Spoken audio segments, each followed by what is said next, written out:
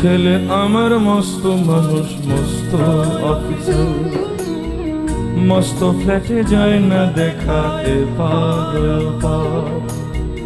ছেলে আমার মস্ত মানুষ, মস্ত অফিসার, মস্ত ফ্ল্যাটে যায় না দেখা এপার ওপার। নানান রকম জিনিস আর আসবাব দামি দামি, সবচেয়ে কম দামি হলাম একমাত্র আমি।